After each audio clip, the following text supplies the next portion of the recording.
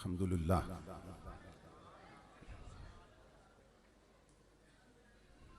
अल्हम्दुलिल्लाहिल्लज़ी ज़य्यनन नबिय्यीना बिहबीबिहिल मुस्तफ़ा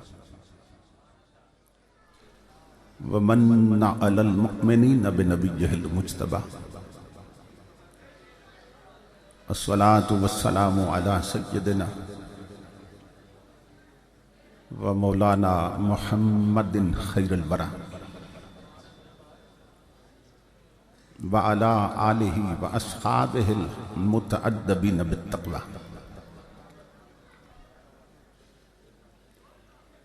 अम्मा बअद फ़अऊज़ु बिल्लाहि अस्समीइल अलीम मिनश शैतानिर लईनिर रजीम। बिस्मिल्लाहिर रहमानिर रहीम।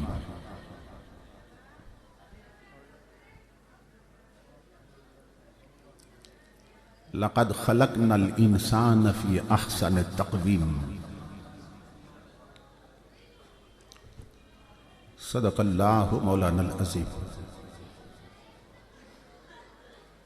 इन्नल्लाहा व मलाइकतहु युसल्लूना अलन नबी या अय्युहल्लज़ीना आमनू सल्लू अलैहि व सल्लिमू तस्लीमा।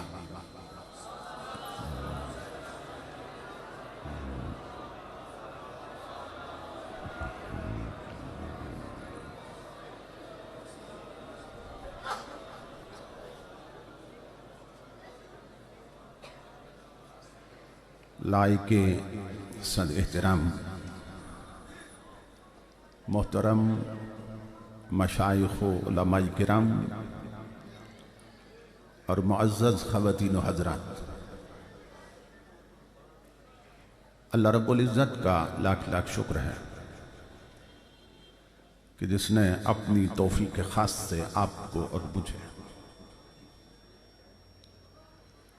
एक बार फिर इस अज़ीम शान कसीरुल बरक़ात और अज़ीमुल मक़ासिद कॉन्फ्रेंस में हाज़री का शरफ़ अता किया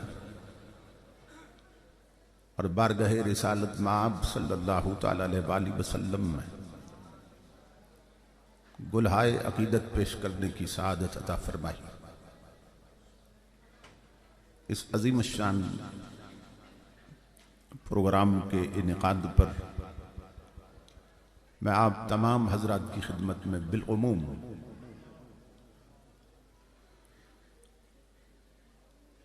और मोहतरमुल मुकाम जनाब हाजी मोहम्मद बशीर मुग़ल साहिब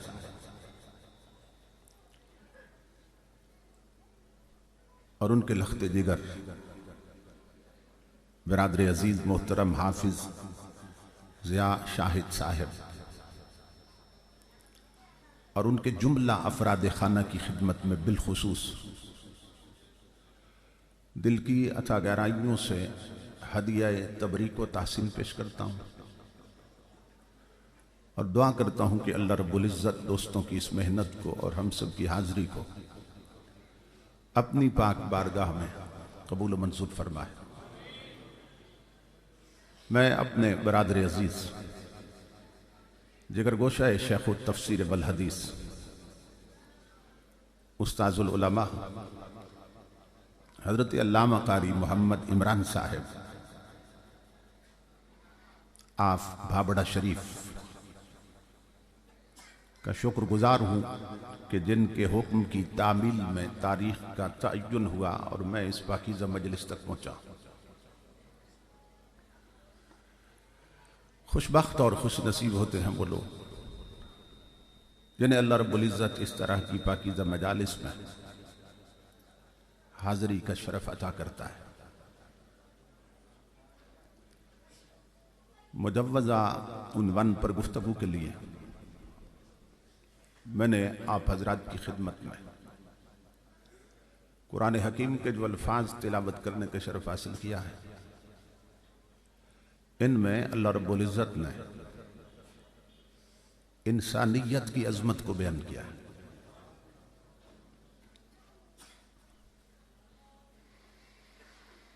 यूँ तो अल्लाह रब्बुल इज़्ज़त के हम पे बेशुमार एहसानात हैं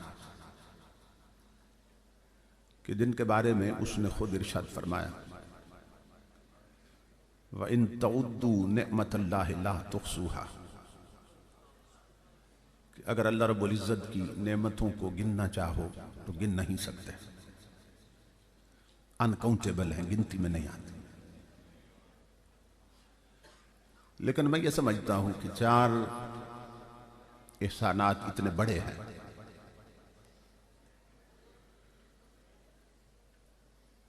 कि उनमें एक अजीब हुस्ने तरतीब है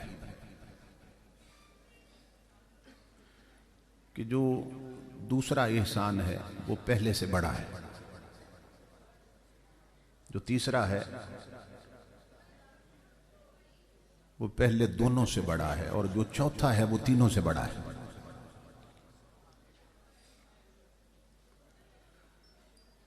पहला एहसान ये है कि अल्लाह रब्बुल इज़्ज़त ने हमें 18,000 मखलूकात में से अशरफुल मखलूकात इंसान पैदा किया।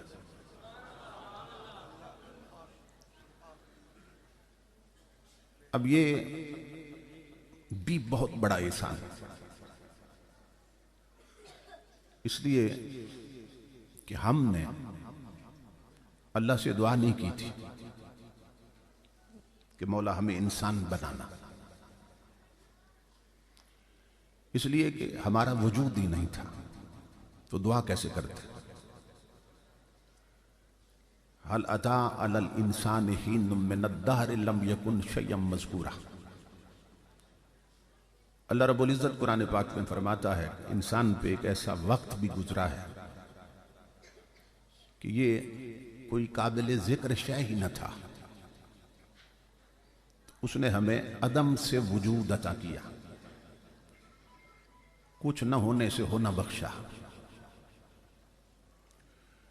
तो ये पहला एहसान है कि उसने अपनी 18,000 किस्म की मखलूकात में से हमें अशरफ बना दिया, अफजल बना दिया और आला बना दिया।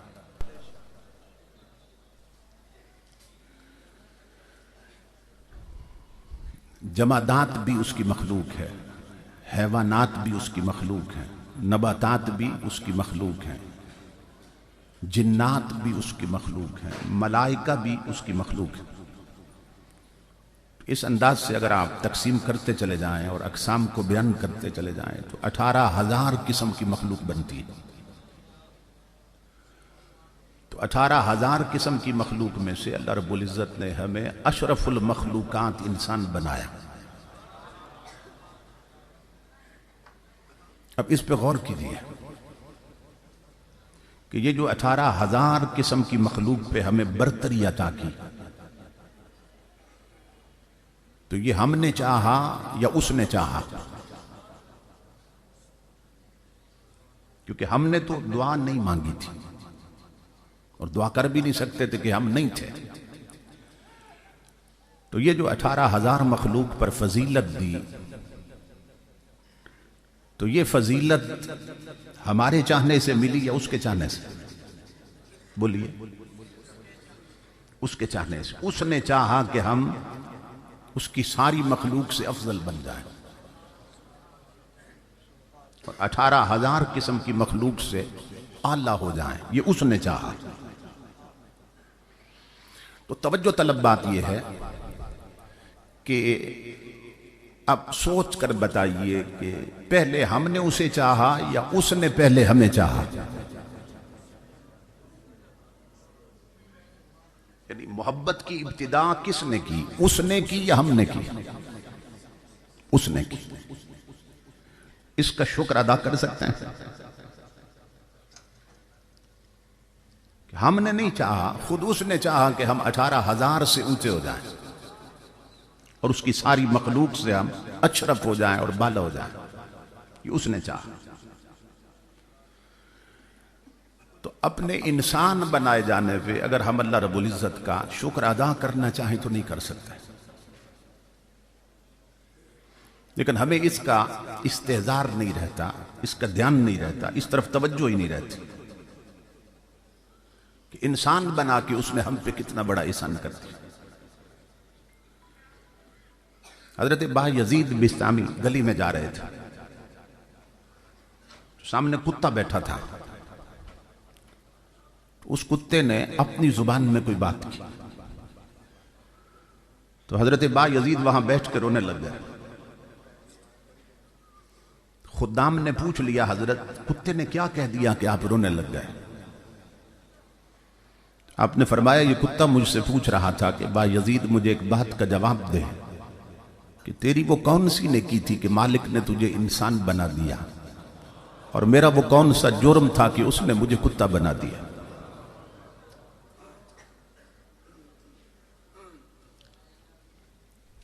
तसव्वुर करें, कुत्ता कह रहा है कि वाह यजीद, तेरी वो कौन सी नेकी थी कि रब ने तुझे इंसान बना दिया, और मेरा कौन सा जुर्म था कि उसने मुझे कुत्ता बना दिया।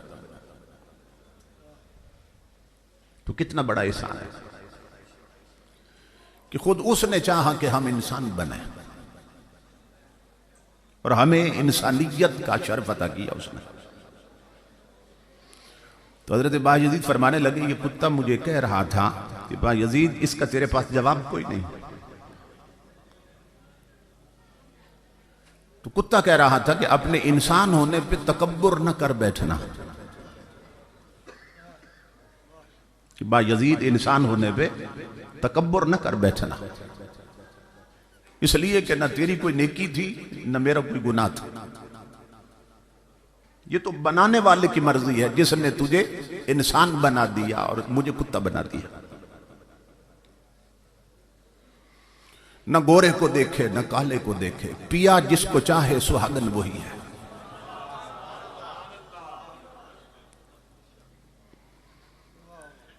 हमें उसके एहसानात और इनामात की ना कदर करनी चाहिए। जलसों का मकसद ही दीन और शरीयत को सीखना होता है। अल्लाह अकबर। अब देखें ना, मखलूक होने के एतबार से जो कुत्ता है वो भी अल्लाह की मखलूक है, और जो बकरी है वो भी उसकी मखलूक है।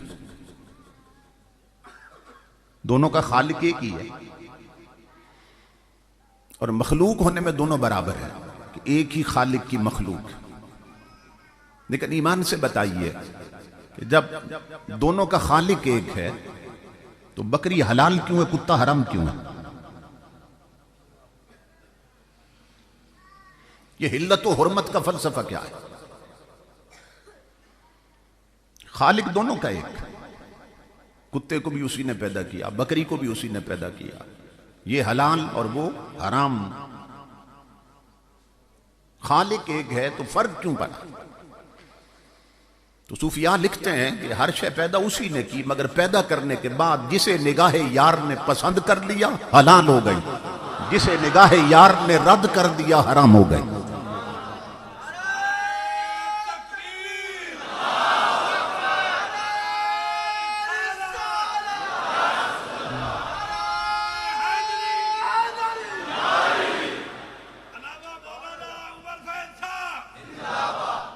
न गोरे को देखे न काले को देखे, पिया जिसको चाहे सुहागन वही।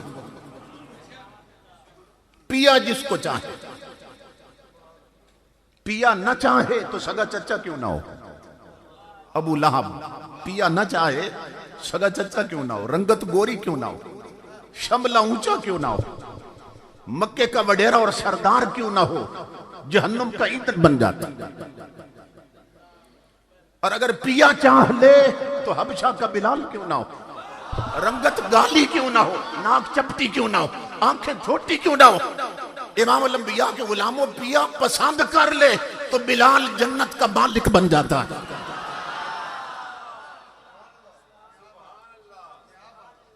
बताया जा रहा है, न गोरे को देखे न काले को देखे, पिया जिसको चाहे सुहागन वही। पिया जिसको चाहे सुहागन वही। अल्लाह अकबर। इसलिए इमामुल अंबिया के गुलामों, हमें इसका ध्यान देना चाहिए कि उसने हमें इंसान बना के कितना बड़ा एहसान किया हम पे। कि उसने इंसान बना दिया।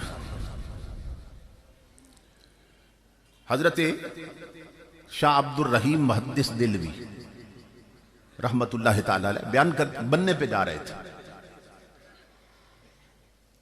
तो बनना इतना सा था, पगडंडी जो थी, कि एक वक्त में एक शय ही गुजर सकती थी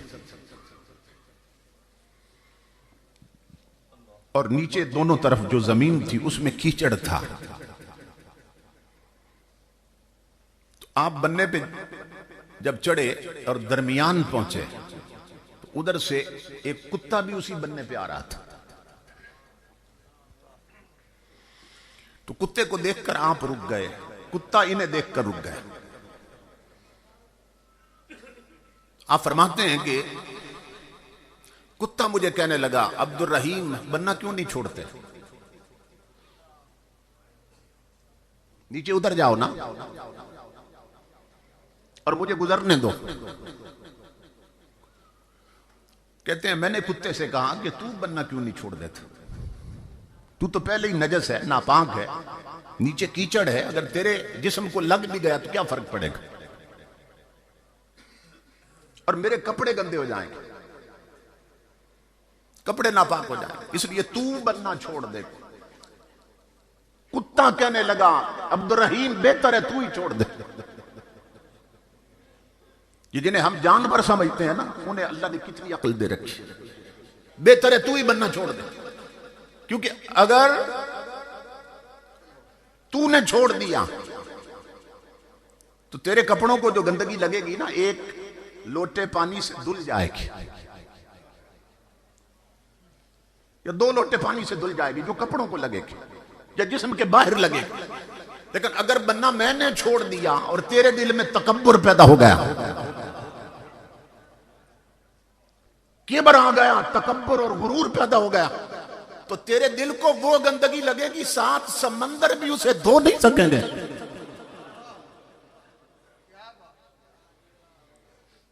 कुत्ता कहने लगा बेहतर है तू ही बनना छोड़ दे।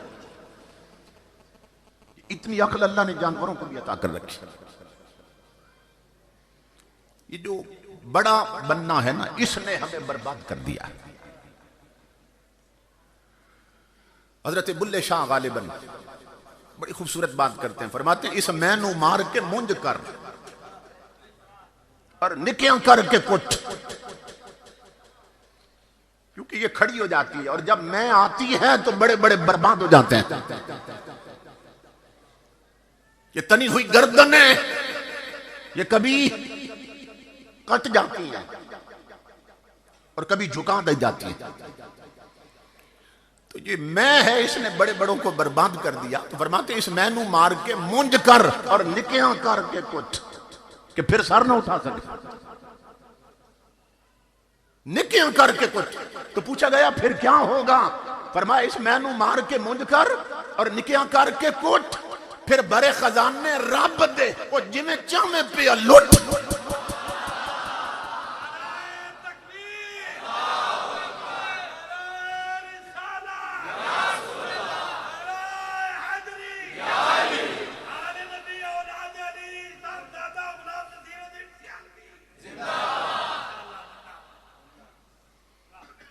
अकड़ते हैं वो उखड़ जाते हैं, जो झुकते हैं वो ही बच जाते हैं। मुझे हजरत किबला शाह साहब फरमा रहे थे, हजरत अल्लामा आप कैसे कारी जलाली साहब किबला फरमा रहे थे भी वो बात जरूर सुनानी है, इसलिए मैं थोड़ा रुक गया इस जगह पे कि जो मैं है ना, इसने बड़े बड़ों को बर्बाद कर दिया। इमामुल अंबिया के गुलामों, ये जलालपुर पीर वाला में एक अल्लाह के वली रहते थे, हाफिज फतेह मोहम्मद साहब रहमतुल्लाह अलैह। जब उन्होंने कुरान पाक में पढ़ा कि जो इबलीस था, फरिश्तों का हेड था और मुअल्लिमुल मलकूत था, वो किस शय पे मारा गया, तो पढ़ा कि उसने कहा था अना खैरुम मिन्हु, उसमें अना आ गई थी, अना मैं आ गई थी कि मैं आदम से बेहतर हूं। इसने 6 करोड़ बरस तक सजदे किए हुए थे शैतान ने, शैतान बनने से पहले, और 18,000 साल तक बैतुल मामूर का तवाफ किया था, जो नूरियों का किबला है उसका तवाफ किया था और काबा है। तो आपने जब देखा ना कुरान में कि 6 करोड़ बरस के सजदों वाला सिर्फ मैं पर मारा गया और लानती और मरदूद हो गया, तो इतने डर गए, फरमाने लगे अब जिंदगी भर लफ्ज़ मैं अपनी जुबान पे नहीं लाऊंगा। डरने वाले ये डरते हैं, ये जो लफ्ज मैं है ना इसको जुबान पे नहीं लाऊंगा। फिर इसके बाद छोड़ दिया। एक शरारती आदमी था बदमज़हब, उसने कहा ढोंग बनाए फकीरों ने, दुनिया कहती है कि मैं का लफ्ज नहीं बोलते। साथियों को तैयार किया, कहने लगा आओ मेरे साथ, मैं उनके मुंह से निकलवाऊंगा ये लफ्ज। उन्होंने कहा चलो चलते हैं। जब वहां पहुंचे तो हजरत किबला हाफिज साहब मुसल्ले पे बैठे थे, नमाज का वक्त था, जमात होने वाली थी। तो मस्जिद में जब वो पहुंचे ना, जो प्रोग्राम बना के गए थे, उसने कहा जी हाफिज साहब एक मसला पूछना है। फरमाया पूछो। कहने लगा शैतान किस बात पे मारा गया था? अब उसके ज़हन में यह था कि वो आयत पढ़ेंगे कुरान की कि उसने कहा था अना खैरुम मिन्हु, कि मैं उससे बेहतर हूं। तो अना का माने मैं, तर्जुमा इसका करेंगे ना मैं, तो लफ्ज़ मैं उनके मुंह से निकलेगा और ये जो ड्रामा रचा रखा ये खत्म हो जाएगा। उसने कहा जी शैतान किस बात पे मारा गया था? अल्लाह का वली हंस पड़ा, फरमाया बेटा नमाज पढ़ा ले फिर जवाब देते हैं। सुनना गौर से। किबला हाफिज साहब ने नमाज पढ़ाई। नमाज पढ़ाने के बाद जब सलाम फेरा ना, सलाम फेर कर दुआ मांगी और हाथ फेरे चेहरे पर और फौरन पूछ लिया, फरमाया सवाल किसने किया था? वो कहने लगा जी मैंने किया था। फरमाया बदबख्त इसी पे मारा गया था।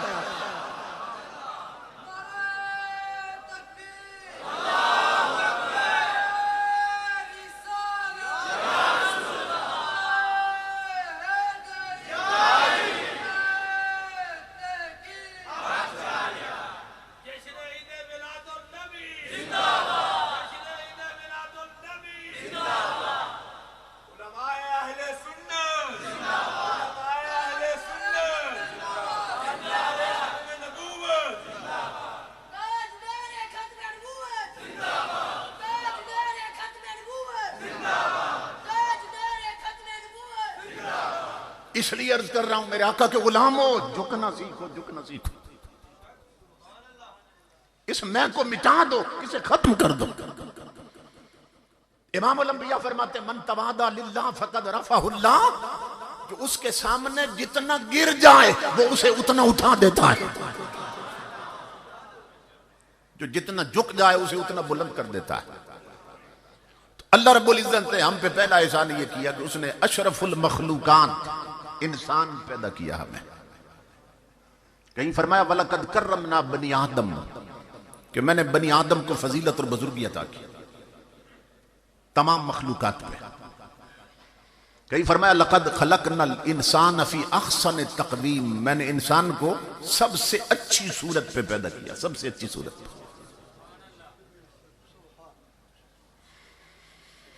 इमाम अल-अंबिया के गुलामों कितनी अच्छी सूरत पे पैदा किया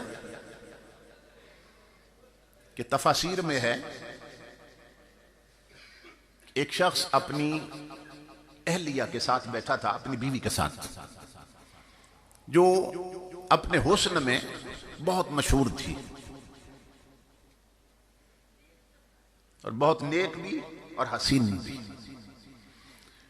तो मोहब्बत भरी बातें हो रही थी, तो उसने जज्बात में आके कह दिया अपनी बीवी को, कहने लगा अंत तालिकुन सलास इल्लम तकूनी अहसन मिनल कमर, कहने लगा कि तू अगर चांद से ज्यादा हसीन नहीं है ना, तू इतनी हसीन है कि चांद से भी बढ़कर, अगर चांद से ज्यादा हसीन नहीं है तो मैं तुझे 3 तलाक देता हूं।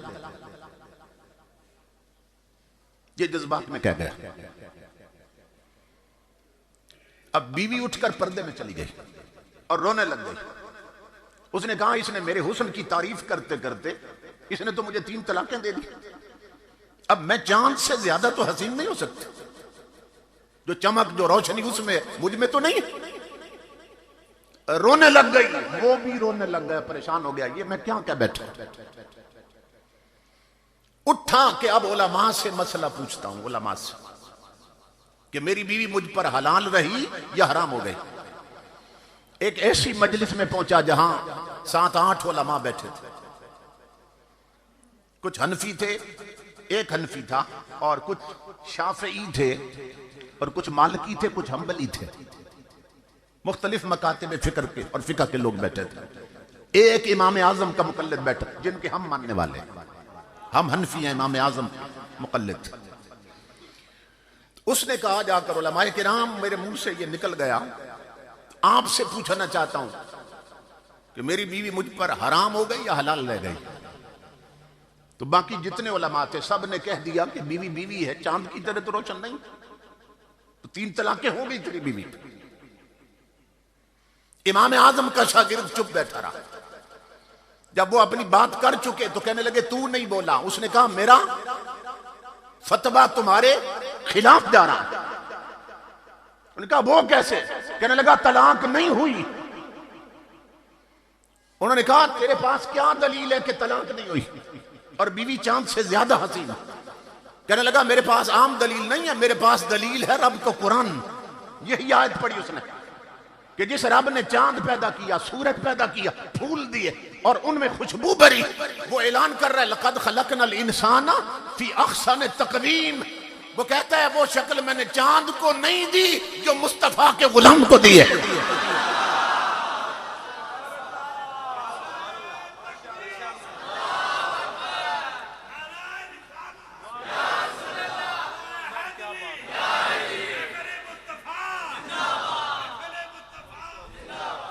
अहसन ये सुपरलेटिव डिग्री है। पैदा करने वाला कह रहा है अहसन तक़वीम कि वो शक्ल मैंने चांद सूरज और फूलों को नहीं दी जो इंसान को अता की है। तो तलाक नहीं हुई, तलाक नहीं हुई। आप तसव्वुर करें कि उसने हमें इंसान बना के कितनी फजीलत अता की, कितनी बरतरी अता की।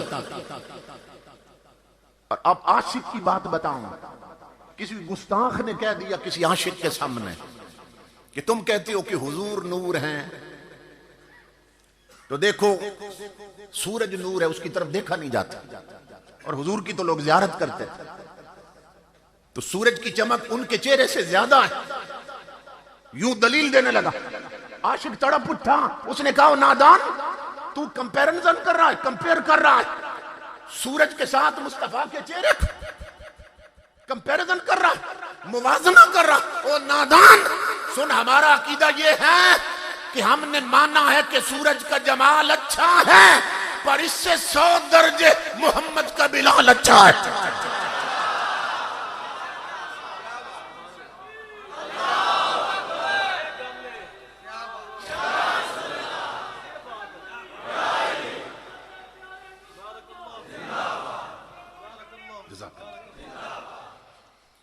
हमने माना है कि सूरज का जमाल अच्छा है, पर इससे 100 दर्जे मोहम्मद का बिलाल अच्छा है सल्लल्लाहु अलैहि वसल्लम। इमामुल अंबिया के गुलामों, उसने जो शक्ल, जो सूरत, जो अजमत, बरतरी और तफव्वुक इंसान को अता किया, वो उसने किसी और को अता नहीं किया। हजरत निजामुद्दीन देहलवी बैठे थे रहमतुल्लाह ताला अलैह, तो किसी शख्स के मुंह से निकला, जज़ाकल्लाह, मुंह से निकला कि काश मैं फरिश्ता होता, काश मैं फरिश्ता होता। आप जलाल में आ गए, फरमाया ओ नादान, और रब ने तुझे ऊंचा बनाया, नीचे क्यों आना चाहता है? खुदा ने ऊंचा बनाया, नीचे क्यों आना चाहता है? देखो ना, हमारा हाल ये है, जो बंदा बहुत नेक शरीफ हो ना, कहते हैं ये फरिश्ता सीरत है, तो ये तो फरिश्ता है। मगर जो इंसानियत की अजमत को जानते हैं, उन फकीरों का कौल ये है, वो कहते हैं फरिश्ता मुझको कहने से मेरी तहकीर होती है। मुझे फरिश्ता मत कहो, मेरी तौहीन मत करो। क्यों? फरिश्ता मुझको कहने से मेरी तहकीर होती है। मैं मस्जूद मलाइक हूं, मुझे इंसान रहने दो।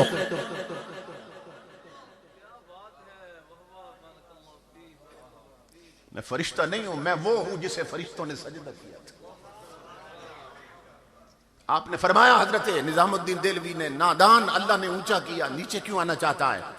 कहने लगा हजरत ये तलब इसलिए पैदा हुई कि फरिश्ता होता तो आसमानों की सैर करता, समावी कायनात में महवे परवाज रहता, कभी पहले आसमान पे, कभी दूसरे पे, कभी तीसरे पे जाता। ये इसलिए तलब पैदा हुई। आप हंस पड़े, फरमाया शायद अभी तू मोहम्मद अरबी का गुलाम नहीं बना, तूने अभी गुलामी नहीं की कमली वाले की, इसलिए कहता है फरिश्ता होता। कहा मैंने गुलामी करके देखी है।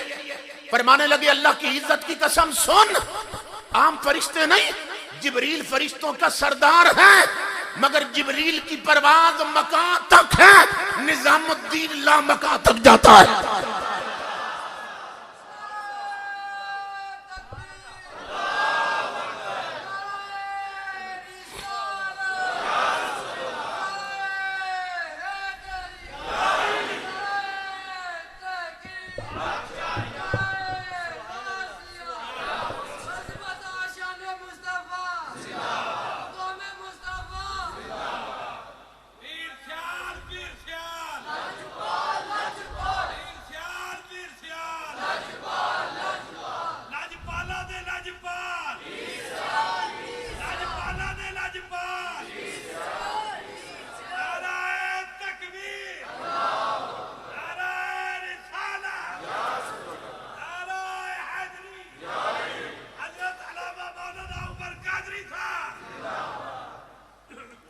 अल्लाह रब्बुल इज्जत ने इंसान बना के कितना बड़ा एहसान किया।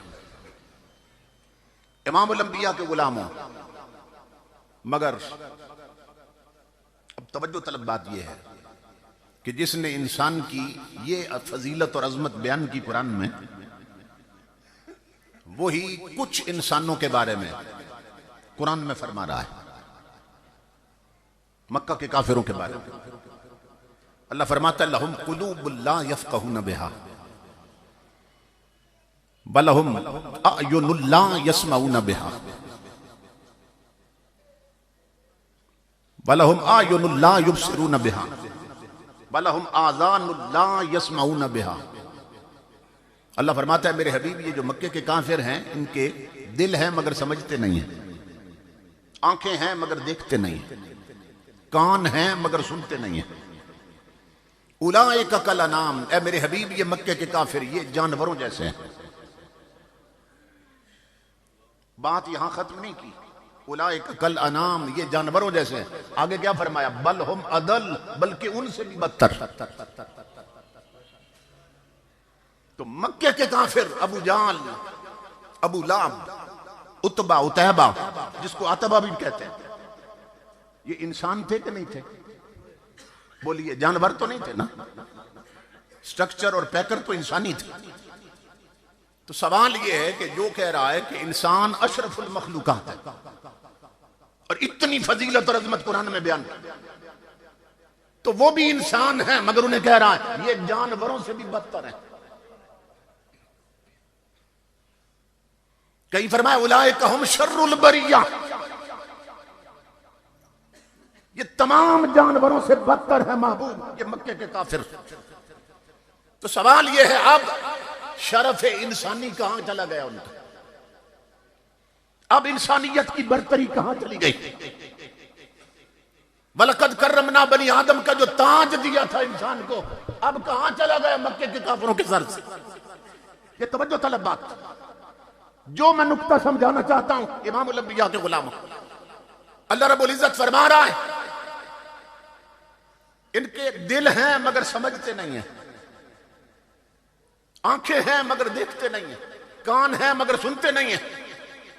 तो तफसीरें पढ़िए, अबू जाल, अबू लाब ये दिल वाले थे, पत्थर नहीं थे। यहां पे दिल धड़कते थे, नाबीने नहीं थे, आंखें थी, बहरे नहीं थे, कान थे इनके, मगर अल्लाह फरमा रहा है कान हैं मगर सुनते नहीं, आंखें हैं मगर देखते नहीं, दिल है मगर समझते नहीं। हर शय देखते थे, वो कौन सी शय नहीं देख सके? अल्लाह फरमाता है ये देख ही नहीं सके। हर शय सुनते हैं, कौन सी शय ना सुन सके? अल्लाह फरमाता है ये सुनते नहीं। दिल है, हर शय समझते थे, अबुल हिकम था मगर कौन सी शय न समझ सका? अल्लाह फरमाता है इसका दिल है मगर समझता नहीं। मौला वो कौन सी शय है? फरमाया सुनो मुस्तफा के गुलामों, उस आंख को कभी आंख मत समझना जो हुस्न मुस्तफा न देख सके। उन कानों को कान मत समझना जो मुस्तफा की बात न सुन सके। वो दिल दिल नहीं पत्थर हैं जिनकी धड़कनों में मुस्तफा आबाद न हो। ये हुजूर का मकाम समझाया जा रहा है कि वो आंखें आंखें होकर अंधी हैं जो जमाले मुस्तफा न देख सके। वो कान बहरे हैं जो जिक्र मुस्तफा न सुन सके। वो दिल दिल नहीं पत्थर हैं जिनकी धड़कनों में मुस्तफा न रहता हो। आगे फरमाया उलाइका कल अनाम, ये जानवरों जैसे हैं। थे इंसान मगर फरमाया जानवरों जैसे। इमामुल अंबिया के गुलामों, यही जिल्लत काफी थी कि इंसानियत के शरफ से मारूम करके फरमा दिया खुद खालिक ने कि ये जानवरों जैसे हैं। मगर बात इससे भी आगे बढ़ा दी, फरमाया बल हम अदल, बल्कि जानवरों से भी बदतर है, उनसे भी बदतर है।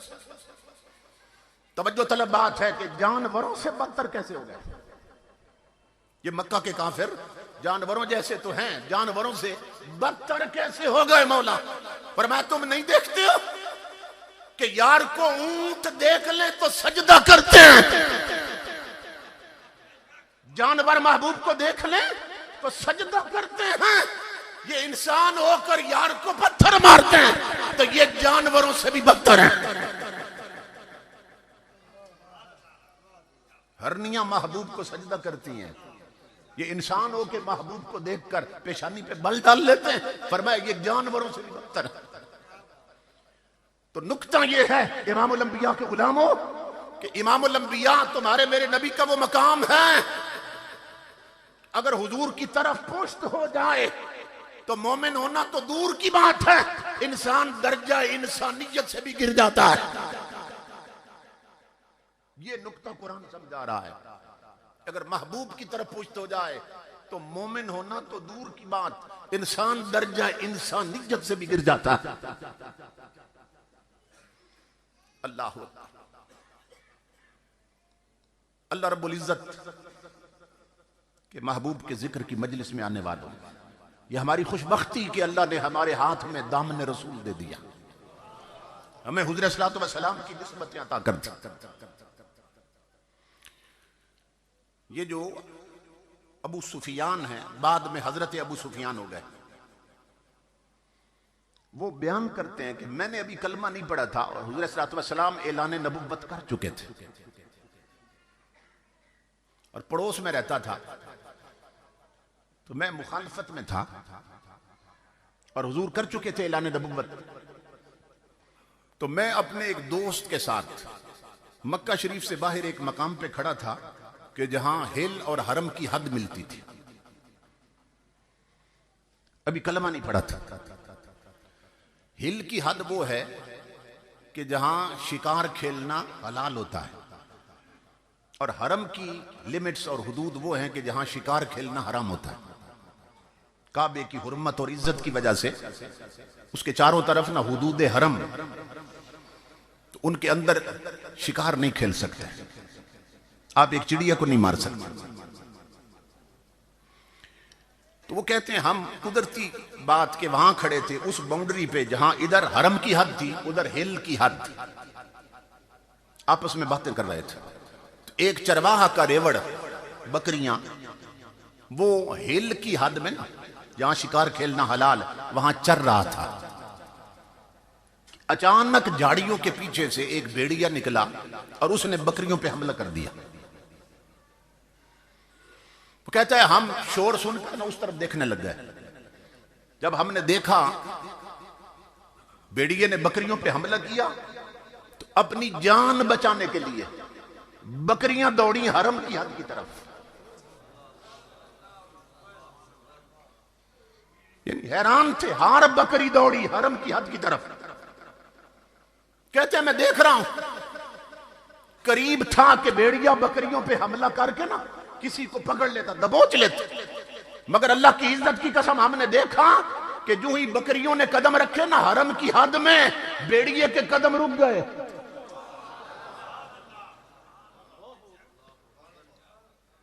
हिल की हद तक वहां रुक गया, हरम की हद में भेड़िया नहीं आया। कहते हैं मैंने अपने साथी से कहा, मैंने इशारा, मैंने कहा इधर तमाशा देख। वो एक दरिंदा होकर जंगल में रहकर हरम की हद ये भी पहचानता है। अबू सुफियान कहते हैं हैरत ज़दा होकर मैंने साथी से कहा इधर देख, दरिंदा है, जंगल में रहता, हरम की हद ये भी पहचानता है। अबू सुफियान कहते हैं लोगों अल्लाह की इज्जत की कसम, भेड़िया मेरी तरफ मुड़ा और मुझे कहने लगा अबू सुफियान, ताज्जुब की बात ये नहीं है कि मैं दरिंदा होकर जंगल में रहता हूं और हरम की हद पहचानता हूं। ओ अफसोस है तेरी अक्ल पर, तू इंसान होकर पड़ोस में रहकर मुस्तफा को नहीं पहचान सका।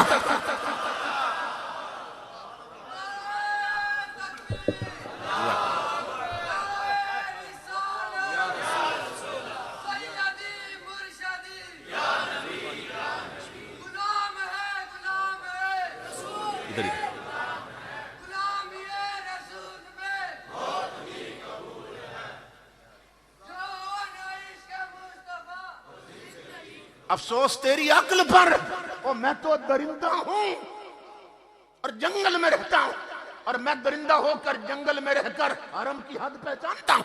ये ताज्जुब की बात नहीं, अफसोस तेरी अक्ल पे, तू इंसान होकर पड़ोस में रहकर मुस्तफा न पहचान सका। इमामुल अंबिया के गुलामों, तुम्हारा मेरा नबी वो नबी है कि जिसे दरिंदे भी पहचानते हैं, जिसे परिंदे भी पहचानते हैं।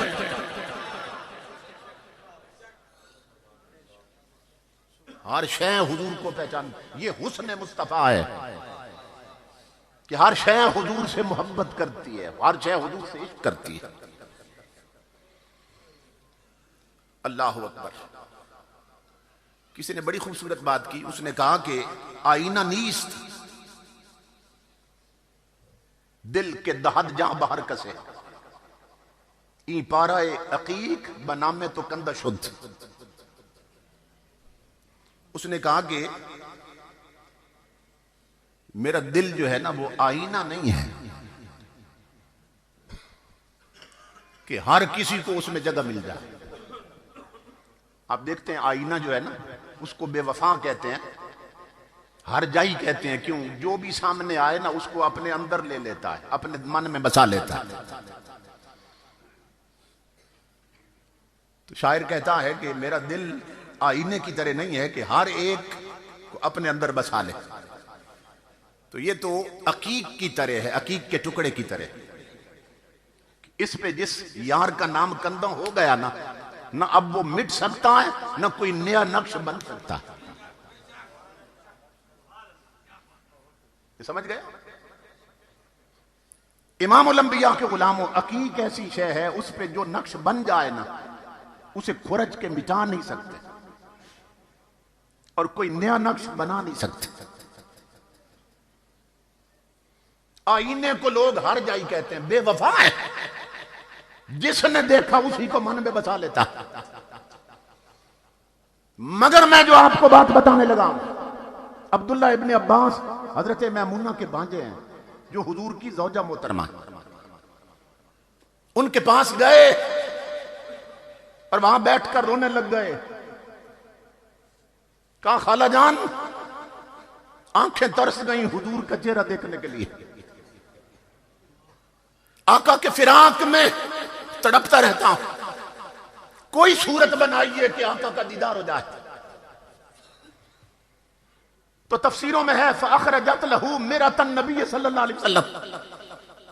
हजरत मैमूना फरमाने लगी, ठहरो ठहरो, तुम्हें मैं हुजूर का दीदार कराती हूं। आका फौत हो चुके। उम्मुल मोमिनीन अंदर से वो आईना लाई जिसमें हुजूर अपना चेहरा देखते थे। हुजूर ना आईना हमेशा साथ रखते थे, और ये 6 चीजें हुजूर की सुन्नत हैं। सहाबा कहते हैं हुजूर से कभी जुदा नहीं होती थी।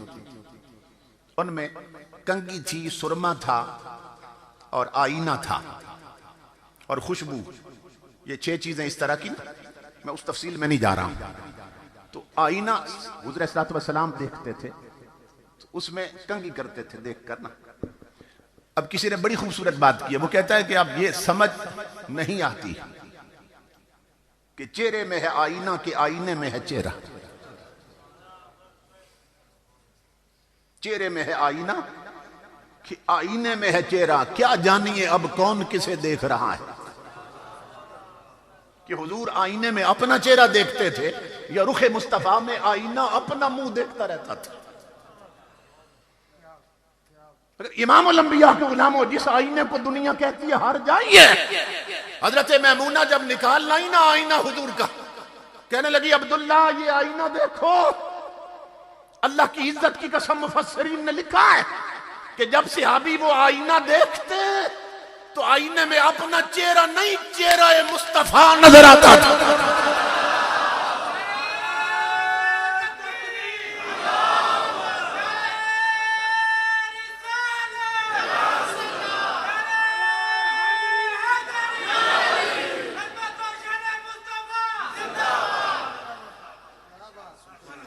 समझ रहे?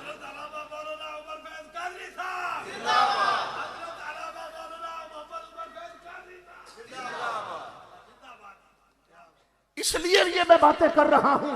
आज वीसीआर ने, टीवी ने, नेट ने, फिल्मों ने, केबल के कनेक्शन ने, टच मोबाइलों ने हमारी आंखों से वो तकद्दुस पाकीज़गी छीन ली कि जो आंखें कभी चेहरा मुस्तफा देखती थी। इमामुल अंबिया के गुलामों, ये बताना चाहता हूं, नादान जवानों, जिस हुस्न के पीछे तुम फिरते हो और अपनी आंखें बदकारी पे लगा रखी हैं, सुनो, ये 4 दिन गुस्ल न करें तो बदबू आना शुरू हो जाए। ये फिल्मों में काम करने वालियां, ये अपने नंगे जिस्म दिखाने वालियां, ये 4 दिन गुस्ल न करें तो बदबू आने लग जाए। कुली न करें तो मुंह के पास मुंह ना किया जा सके। पेट में 2-2 रोटियों का फुजला उठाए फिरती हैं।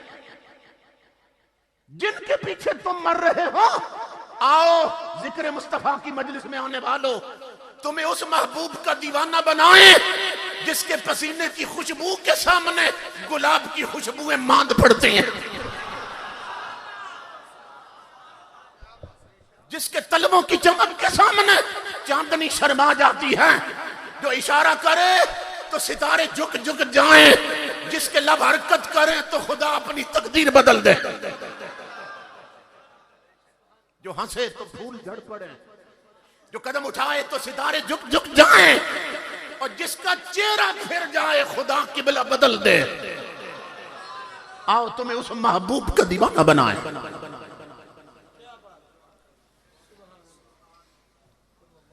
हमारी आंखों से वो पाकीज़गी छिन गई, वो तकद्दुस छिन गया। ताजदारे कायनात का वो हुस्न है इमामुल अंबिया के गुलामों कि जिन्होंने देखा आप सहाबा का।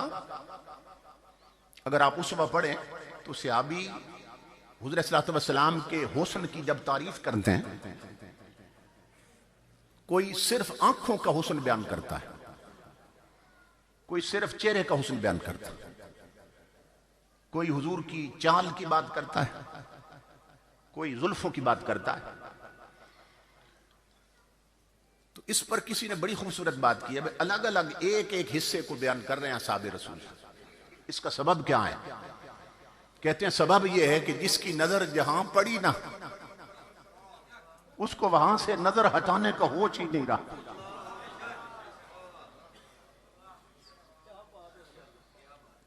इमामुल अंबिया ने फरमाया था कि हजरत यूसुफ जो थे वो असबाह थे और मुझे रब ने अमलह बनाया।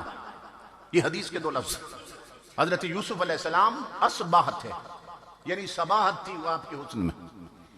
और इमामुल अंबिया फरमाते हैं रब ने मुझे मलाहत अता की। क्या फर्क? यानी यूसुफ अलैहिस्सलाम का वो हुस्न था कि चेहरे में इतनी चमक थी कि निगाह टिकती नहीं थी, टिकाने को मुश्किल पेश आती थी कि यूसुफ अलैहिस्सलाम के चेहरे पर निगाह टिक नहीं सकती थी। चमक थी, सबाहत थी। इमामुल अंबिया के गुलामों से सहाबा कहते हैं यूसुफ का हुस्न था कि जहां निगाह टिकाई नहीं जा सकती थी, मगर मुस्तफा का वो हुस्न था जहां से निगाह हटाई नहीं जा सकती थी।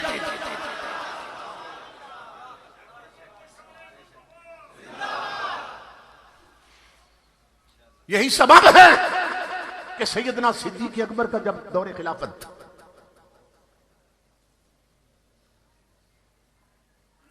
तो आपके घर में कुछ सहाबा गए। हुजूर के विसाल के बाद आपका अपना दौरे खिलाफत था सिद्दीक अकबर का। तो वहां जब घर में बैठे, उन्होंने देखा कि सिद्दीक अकबर जहां नीचे सोया करते थे ना, आपकी चटाई या चारपाई पड़ी थी, ऊपर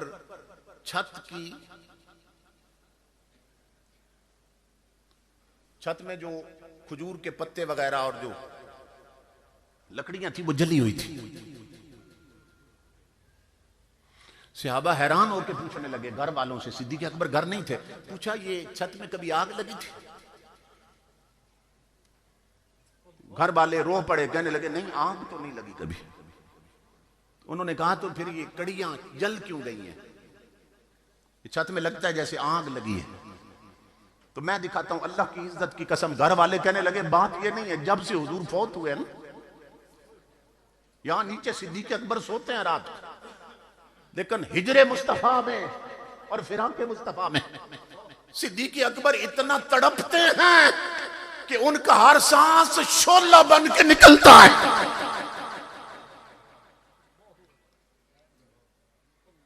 ला दुनिया को कोई ऐसा हसीन कि जिसके चाहने वालों का ये हाल हुआ।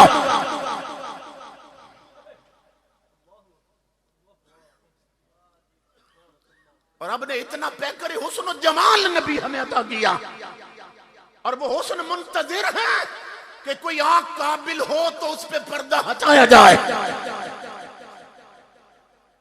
मगर अब सूरत हाल ये है इमामुल अंबिया के गुलामों कि बच्चे हैं, मासूमियत की उम्र है, मगर आंखें मासूम नहीं रही।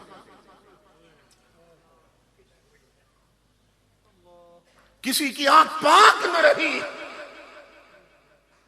किसी की आंख में तहारत न रही। इस नेट ने, इस इलेक्ट्रॉनिक मीडिया और प्रिंट मीडिया की फैलाई हुई बेहयाई ने हमारी आंखों से वो काबिलियत छीन ली कि वो आंखें चेहरा मुस्तफा देख सके।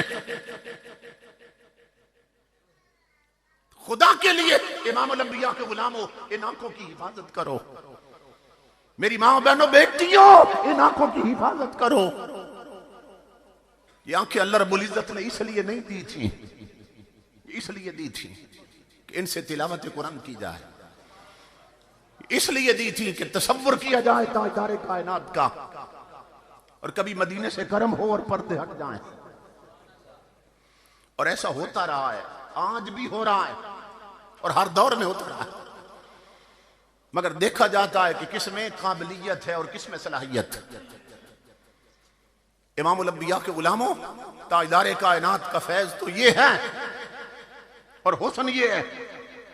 आज हमारे यहां कंसेप्ट ये बन गया कि जो शादी का दिन होता है ना, शादी का दिन, उसको लोग समझते हैं कि ये जिंदगी से एक अलग दिन होता है,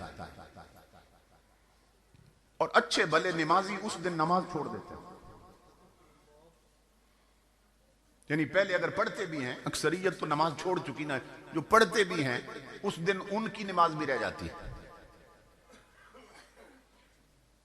न दुल्हन नमाज पढ़ती है, न दूल्हा नमाज पढ़ता। और पता है उसका सबब क्या है? हालांकि उस दिन तो सजदे और बढ़ जाने चाहिए थे। आज जिंदगी का एक नया बाब खुलने वाला, ताकि इसमें रहमतें और बरकतें बढ़ जाएं। मगर न दूल्हा पढ़ता है न दुल्हन पढ़ती है। क्यों? इसलिए नहीं पढ़ते, नमाज वुजू के बगैर नहीं होती। और जिस दूल्हे दुल्हन ने 35-40 हजार ब्यूटी पार्लर पे मेकअप का दिया। वो पागल है कि वुजू करके हर शय उतार दे।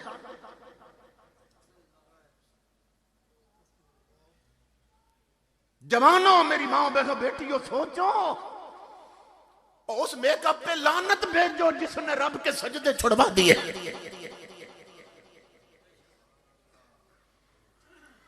बल्कि मैं तो कहता हूं वो मेकअप करवाया क्यों था? 30-35 हजार लगाया कि जिसे पानी के चंद छींटे उतार देते। वो मेकअप क्यों करवाया तुमने? आका के जिक्र की मजलिस में आने वालों, माओ बहनों बेटी और भाइयों, वो मेकअप छोड़ दो जो यूरोप से आया और इंडिया की फिल्मों से सीखा। आओ, मैं तुझे वो मेकअप देता हूं जो मुस्तफा के मदीने से आया।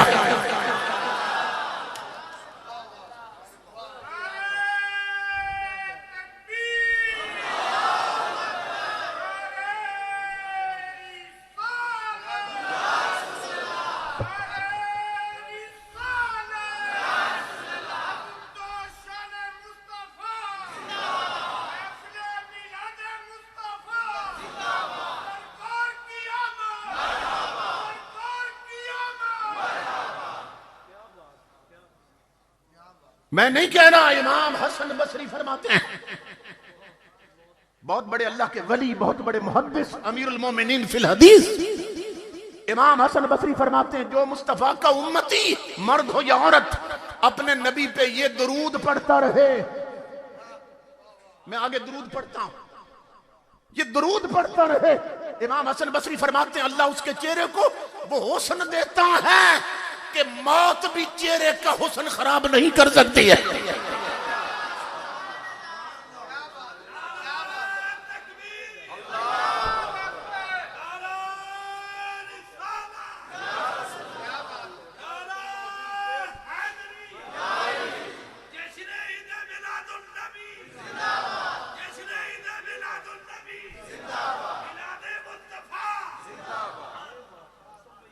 और गौर से सुनो, वो कौन सा दुरूद है? चंद लफ्ज हैं। आप फरमाते हैं, जो नबी का उम्मती अपने नबी पे ये दुरूद पढ़ता रहे और पढ़ती रहे, अल्लाह उसके चेहरे को वो हुस्न और नूर देता है कि मौत भी चेहरे का चिराग बुझा नहीं सकती है। और वो दुरूद ये है, अल्लाहुम्मा सल्ली अला मन तफत्तकत मिन नूरिहिल अज़हार। बस इतने से अल्फाज, अल्लाहुम्मा सल्ली अला मन तफत्तकत मिन नूरिहिल अज़हार। जानते हैं इनका माना क्या है? इसका तर्जुमा और माना ये है, अल्लाह अपने उस नबी पे दुरूद भेज कि जिसके नूर की बीक लेकर चमन में फूल खिलते हैं।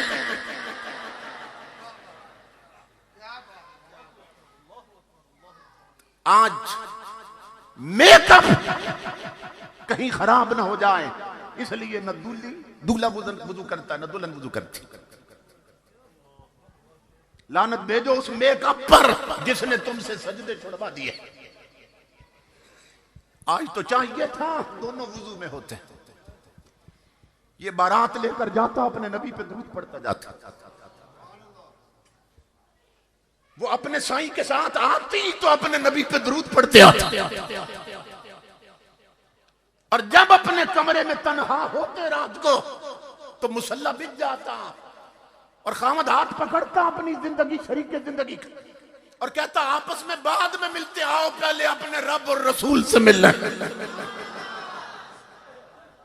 2 रकत नफल पढ़ते और अपने नबी पे ये दुरूद पढ़ते। ये माहौल कब जिंदा होगा मेरी माँ बहनों बेटियों? कब मुसल्ले आबाद होंगे? कब मदीने से टूटे हुए राब्ते बहाल होंगे? कब आंखों में ताजदारे कायनात के हिज्र में आंसू छलकेंगे? कब हुजूर से ये इश्क और मोहब्बत पैदा होगा? तो आज ये है, हमारे यहां अच्छे भले नमाजी नमाज छोड़ देते हैं। आओ मैं बताऊं उन सहाबा का हाल क्या था कि जिनके ईमान को अल्लाह रब्बुल इज्जत ने बतौर मॉडल और नमूना के पेश किया। फरमाया, अगर फ़इन आमनू बिमिस्लि मा आमनतुम बिही फ़क़द इह्तदौ। ए बाद में आने वालों, अगर मेरे महबूब के सहाबियों जैसे मोमिन बन जाओ, अल्लाह फरमाता है मैं तुम्हें हिदायत याफ्ता होने की गारंटी देता हूं। अब मुख्तसर कर रहा हूं। इमामुल अंबिया के गुलाम हुजूर के एक जवान सहाबी हैं। शादी की पहली रात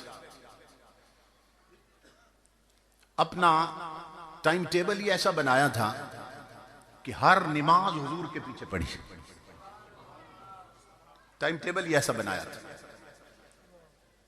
मगरिब के वक्त नमाज हुजूर के पीछे पढ़ के न गए और दुल्हन को घर छोड़ा अपने बने सजे हुए कमरे में, और ईशा भी हुजूर के पीछे।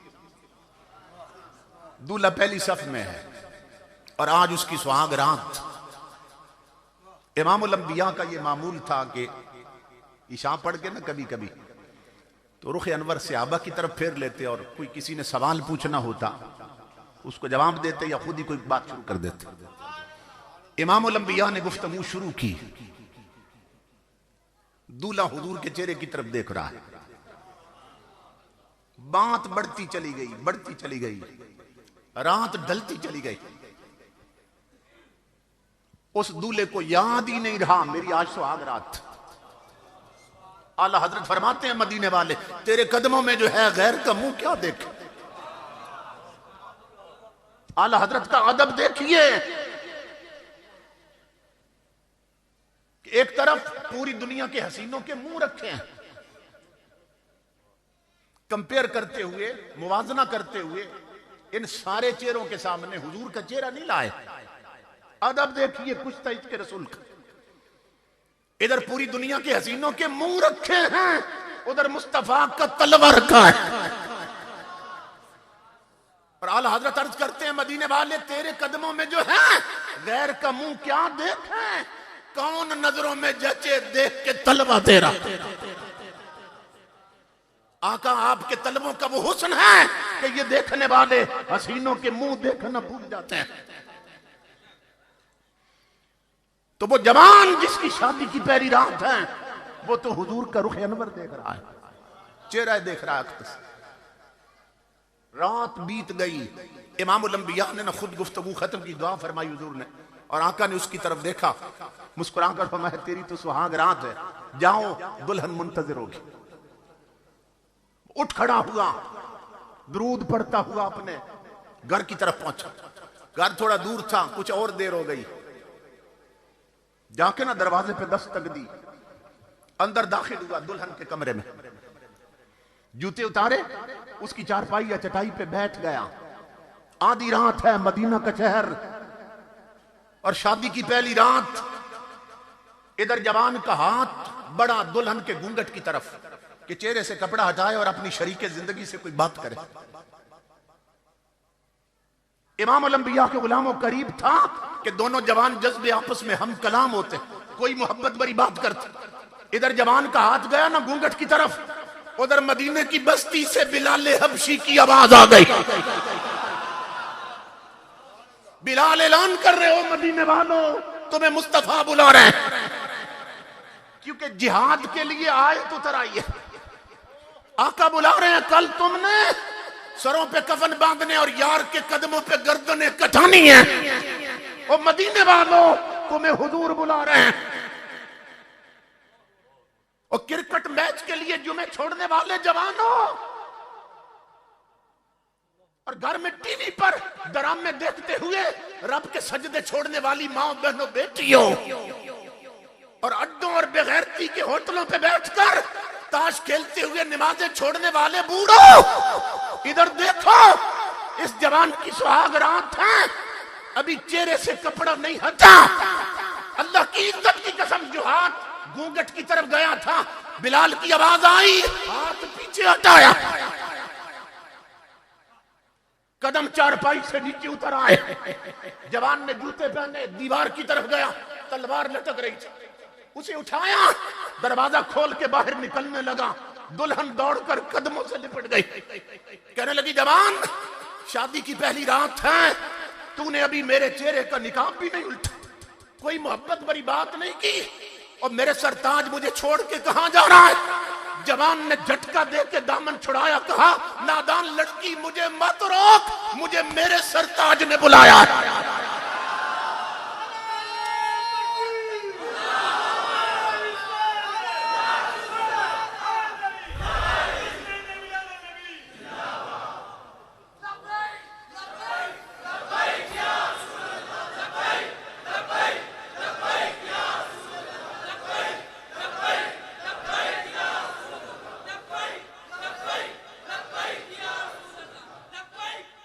जवान कहने लगा अगर तेरे सर का साईं मैं हूं तो कोई मेरे सर का भी साईं है, अगर तेरा सर ताज मैं हूं तो मदीने वाला मेरे सर का ताज है। जवान लड़की बहाने तराशने लगी, कहने लगी जंग तो सुबह होगी, रात तो ठहर जाए। जवान हंस पड़ा, कहा नादान तू सुहाग रात देखती है, मैं यार की आवाज सुन रहा हूं। मुस्तफा का बुलावा आ गया, ये तो एक रात है, हजारों रातें मुस्तफा के कदमों पे कुर्बान। जवान ये कहकर हुजूर की मजलिस में पहुंच गया। इमामुल अंबिया के गुलामों घर पलट के नहीं आया, सीधा हुजूर के साथ मैदान जंग में। जंग का तनूर भड़क उठा, जंग शुरू हो गई। सहाबा कहते हैं हुजूर का तरीका यह था कि अपने खेमे के बाहर, ऊंची जगह पे खेमा लगाते थे, खेमे के बाहर हुजूर खड़े रहते और तमाम सहाबा पे निगाह रहमत डालते थे और देखते कि किस तरह अल्लाह के दीन के तहफ्फुज के लिए गर्दनें कटवा रहे हैं और काट रहे हैं, सब पे निगाह रहमत डालते। मगर सहाबा कहते हैं अल्लाह की इज्जत की कसम, आज हुजूर का अंदाज बदला हुआ था, आज उस जवान से नजर हट नहीं रही थी। जिधर वो जवान जाता है निगाह मुस्तफा उसी को देख रही है, आज आका कहीं और नहीं देख रहे। उस जवान ने कई काफिर फिन्नार कर दिए और सर से पांव तक जख्मी हो गए। एक नेजा सीने से पार हुआ तो घोड़े से गिर गए। सहाबा दौड़े, करीब पहुंचे, कहा जवान, वो कोनियों के बल जिस्म घसीट रहा था। कहा जवान प्यास है तो पानी पिला दे, भूख है तो मुंह में खजूर रख दे। जवान कहने लगा मुस्तफा के गुलामों, मेरे आका के साथियों, न मुझे पानी की तलब न खजूरों की तमन्ना, मेरा आखिरी वक्त आ गया। उन्होंने कहा तू किधर जाना चाहता है, जिस्म क्यों घसीट रहा? कहा जिस यार के लिए सुहाग रात लुटाई थी उसी के कदमों में जान देना चाहता हूं। अगर हो सके तो मुझे मुस्तफा के कदमों तक ले जाओ। असहाबे रसूल उसे उठाकर हुजूर की तरफ ले जाने लगे। सुनना जवानों, जब उठा रहे थे मेरे नबी ने आवाज दी, इसे वहीं छोड़ दो। असहाबे रसूल ने अर्ज की, या रसूल अल्लाह, इसका आखिरी वक्त है, ये आपके कदमों में जान देना चाहता। इमामुल अंबिया ने फरमाया, मैं जो कह रहा हूं वहीं छोड़ दो। क्यों? कि मैं अपनी उम्मत के जवानों को कयामत तक ये बताना चाहता हूं कि जो मेरे दीन और शरीयत के लिए सुहाग रातें लुटा दे, मुझे मिलने वो नहीं आते, उन्हें मिलने मैं आता हूं।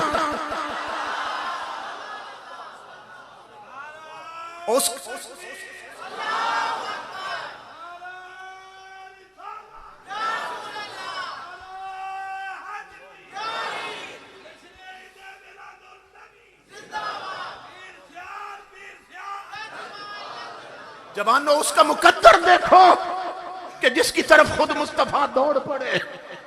और इमामुल अंबिया करीब पहुंचे और मट्टी से आलूदा सर रसूल ने अपनी झोली में रख लिया और वो अपनी उंगलियां कि जिनकी हरकत से सितारे वज्द में होते थे वो उसके बालों में फेरने लग गए।